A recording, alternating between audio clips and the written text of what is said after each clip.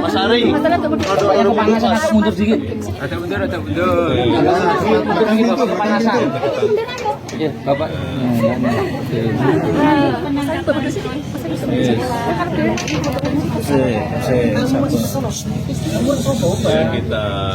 Kita ikuti proses hukum yang ada sampai nanti di sidang pengadilan, karena nanti pengadilanlah yang akan memutuskan. Kita ikuti. Nanti Pak Jokowi rencana Iya, dia kan nanti. jadi Pak Jokowi memastikan akan membawa hasilnya ya ke sidang. Iya, sesuai yang sudah saya sampaikan. Masih di Polda ya Pak itu ya, jasa? Iya, masih di bos. Pak, kalau terkait Ahmad Ali kemarin mengatakan bahwa Pak Jokowi sudah akan segera mengenakan jabatan PSI dan akan segera diperkenalkan sebagai Dewan Pembinaan. Betul Pak? Di PSI itu kan ada mekanisme partai yang harus dilalui, tidak hanya penjaketan aja langsung.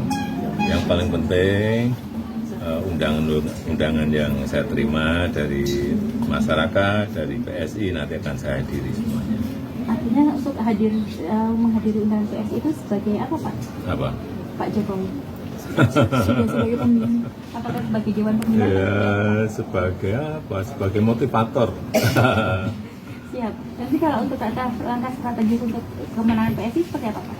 Ya, seperti yang sudah saya sampaikan di Kongres, di Rakernas, saya akan bekerja mati-matian untuk PSI. Siap. Coba.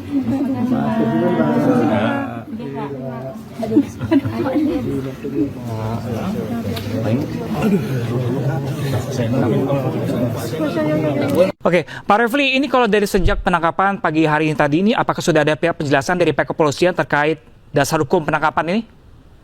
Ya, penjelasannya itu tentu penjelasan yang sifatnya informal. Karena saya sudah bertemu baik Dr. Tifa maupun Mas Roy, ya, masih di dalam di ruangan, dan Dr. Tifa sekarang masih menjalani ujian seminar hasil untuk disertasinya. Coba bayangkan, pagi sudah siap-siap mau pergi untuk ujian, tiba-tiba ditangkap.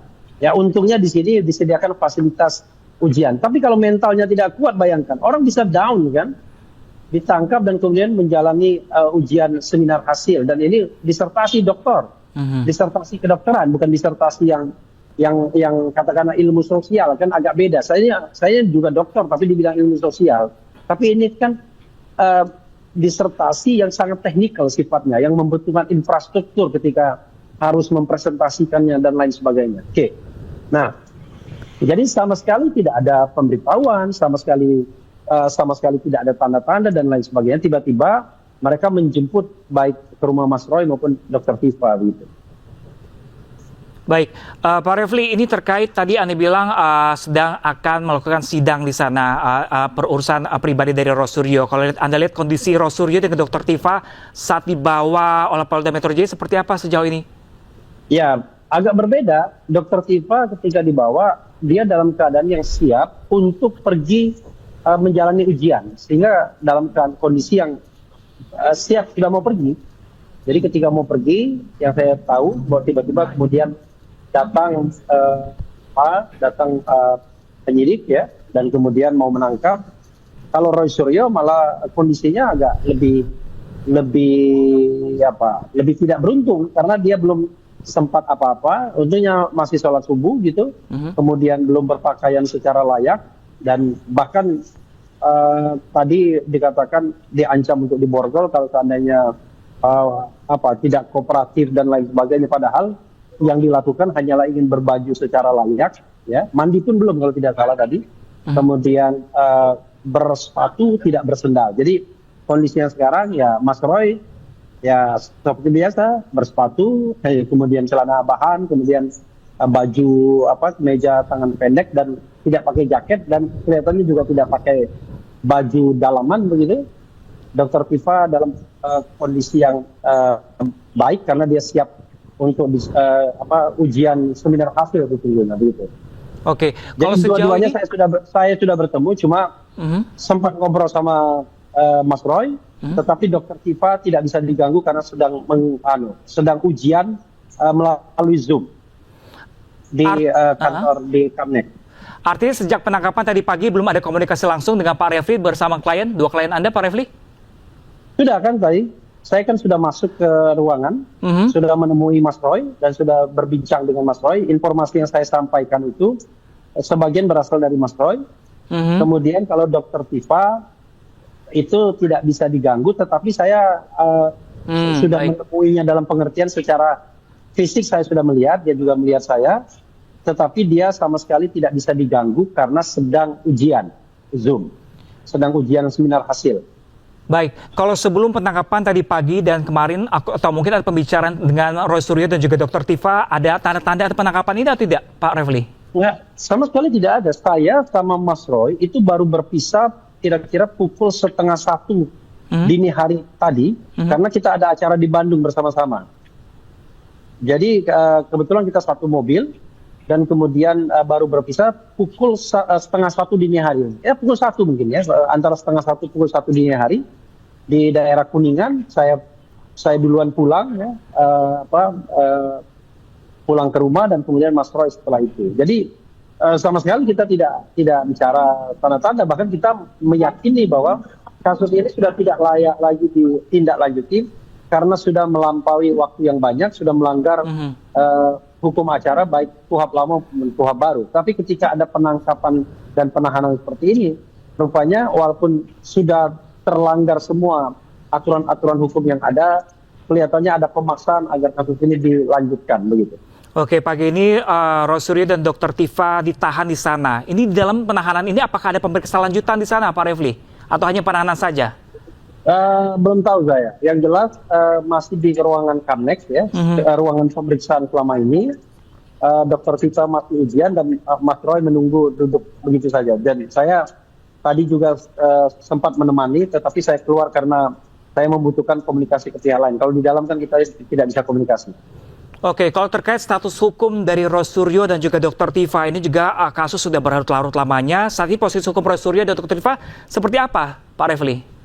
Ya, itu yang kami katakan ya, bahwa pertama kasus ini sejak dilaporkan oleh Jokowi pada tanggal 30 April 2025 itu sudah melebihi waktu 400 hari lebih. Sudah lebih dari 1 tahun. Dan ini tidak wajar untuk kasus yang sebenarnya tidak berat-berat amat. Ini kan bicara mengenai pencemaran nama baik, fitnah yang dikaitkan dengan dugaan ijazah palsu. Dan itu kan bukan sesuatu yang berat untuk diungkapkan sesungguhnya kalau ada transparansi, ada menegakkan prinsip good governance, clean government kan begitu. Nah, tetapi kami juga menyoroti dari sisi pelimpahan berkas, mulai dari pelimpahan pertama tanggal 13 Januari sampai kemudian hari ini, itu sudah berlangsung lebih dari 100 hari, padahal menurut KUHP baik yang lama maupun yang baru, ya paling banyak kalau KUHP baru 70 harian saja, dan itu pun pelimpahannya diatur juga, tidak bisa sembarangan begitu. Jadi kita menganggap bahwa tidak ada transparansi dalam proses ini dan sudah melanggar hukum acara yang banyak sekali. Bahkan kita menengarai baik secara material maupun secara formil dan material, itu pelanggaran-pelanggaran hukum itu sudah banyak dilakukan oleh penyidik. Karena itu kami menganggap bahwa kasus ini tidak lagi layak untuk ditindaklanjuti begitu. Apalagi ditindaklanjuti dengan penangkapan dan penahanan. Oke, Pak Refli, lalu selanjutnya ini sedang dalam penahanan Roy Suryo, baik Roy Suryo dan juga Dr. Tifa. Lalu langkah hukum selanjutnya akan dilakukan tim kuasa hukum seperti apa nanti? Ya, kami berharap bahwa penahanan ini segera ditangguhkan, tentu ya dengan upaya-upaya hukum yang layak dan diperbolehkan tentunya, ya termasuk misalnya meminta jaminan dari tokoh-tokoh ya agar penahanan ini tidak dilakukan, toh mereka kooperatif. Selain itu juga, ini kan juga berkaitan dengan preparation, persiapan. Jangan lupa, Dr. Tifa dan Mas Roy ini punya katakanlah kewajiban untuk menjelaskan argumentasi mereka mengenai soal ijazah tersebut. Dan harus diberikan kesempatan yang layak agar kemudian dia mampu mempersiapkan. Karena semuanya tidak bisa akan diserahkan kepada pengacara. Ini soal ekspertis juga. Semuanya kita tentu membantu, ya, mengambil peran banyak. Tetapi tentu baik Dr. Tifa maupun Mas Roy itu harus juga diberikan kesempatan untuk mempersiapkan diri sebaik-baiknya kalau memang terjadi sidang. Dan kalau dalam proses penahanan, rasanya ya kesempatan itu kan menjadi berkurang secara signifikan karena orang dalam tahanan tentu tidak bisa mempersiapkan diri secara lebih baik, terutama pasokan informasi, preparation dan lain sebagainya. Padahal sekali lagi ini kasus soal pencemaran nama baik, soal dokumen yang dianggap palsu, dan sehingga membutuhkan sebuah pembuktian yang adequate, yang memadai dari kedua belah pihak.